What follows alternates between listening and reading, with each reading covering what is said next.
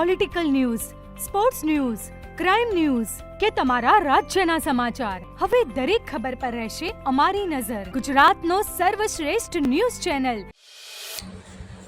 ભાવનગરમાં સામે આવેલા ડુપ્લિકેટ દારૂકાંડના વિરોધમાં પાટણ જિલ્લા કોંગ્રેસ સમિતિ દ્વારા કલેક્ટર કચેરી ખાતે પ્રતિક ધરણા યોજી સરકાર સામે આક્રમક વિરોધ નોંધાવવામાં આવ્યો હતો. કોંગ્રેસના આગેવાનો અને કાર્યકરોએ સરકાર વિરોધી સૂત્રોચ્ચાર કરી દારૂના અડ્ડા બંધ કરોના નારા લગાવી તંત્ર સામે સવાલો ઉઠાવ્યા હતા.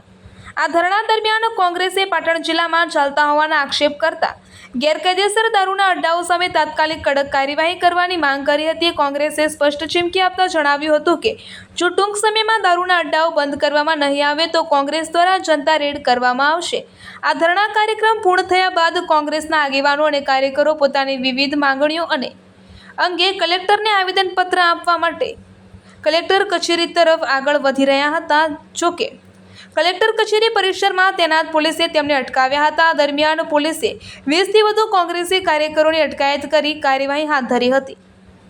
પોલીસની કાર્યવાહીને પગલે કલેક્ટર કચેરી પરિસરમાં થોડા સમય માટે તંગદિલીભર્યું વાતાવરણ સર્જાયું હતું. કોંગ્રેસે સરકાર અને પોલીસ તંત્ર સામે સવાલ ઉઠાવતા ગેરકાયદેસર દારૂના વેપાર સામે માત્ર કાગળ પર નહીં પરંતુ જમીન પર કડક કાર્યવાહી કરવાની માંગ કરી હતી. કોંગ્રેસના આક્રમક વિરોધ અને કાર્યકરોની અટકાયતને પગલે પાટણના રાજકીય વાતાવરણમાં ગરમાવો આવ્યો છે. રિપોર્ટર કમલેશ પટેલ સાથે જય કિશન પટેલ.